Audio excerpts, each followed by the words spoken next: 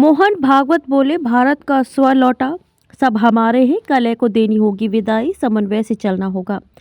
राष्ट्रीय स्वयंसेवक संघ के प्रमुख मोहन भागवत ने कहा कि श्री राम के अयोध्या से बाहर जाने के पीछे का कारण कलह था।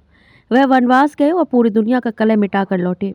रामलला के इस युग में फिर लौट आने का जो भी दर्शन श्रवण कर रहा है उसका कल्याण निश्चित है। उन्होंने कहा कि हमें भी कलह को विदाई देनी होगी।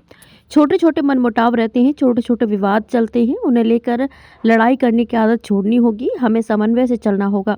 हम सबके लिए चलते हैं और सब हमारे हैं। संघ प्रमुख ने कहा कि दैहिक दैविक भौतिक तापा, राम राज कहूँ नहीं व्यापा, सब नर करहीं परस्पर प्रीति, चलहीं स्वधर्म निरत श्रुति नीति। राम राज के सामान्य नागरिकों का ये वर्णन है। ये हमारे व्यवहार से साकार हो सकता है। संयमित व्यवहार की तपस्या हम सबको करनी होगी। हमें कलेश कलह नहीं बल्कि उच्च आचरण से देश की तरक्की में योगदान देना होगा।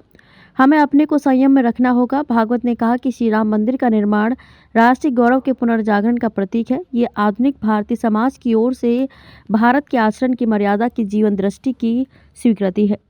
500 वर्षों तक अनेक पीढ़ियों ने लगकर परिश्रम कर बलिदान देकर ये आनंद और गौरव का दिन उपलब्ध कराया है। उन सब के प्रति कृतज्ञता का दिन है। उन्होंने कहा कि आज का आनंद शब्दों में वर्णन करना मुश्किल है।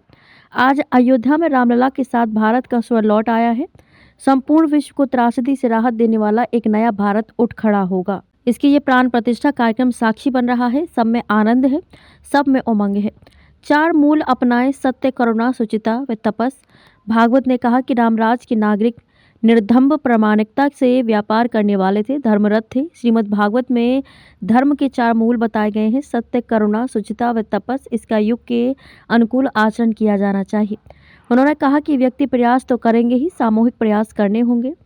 भागवत बोले, तपस्वी है मोदी। स्वामी गिरी ने कहा कि छत्रपति शिवाजी जैसा तप संघ प्रमुख मोहन भागवत ने प्रधानमंत्री मोदी की प्रशंसा करते हुए कहा कि इस प्राण प्रतिष्ठा में पधारने से पहले आपने कठोर तप किया।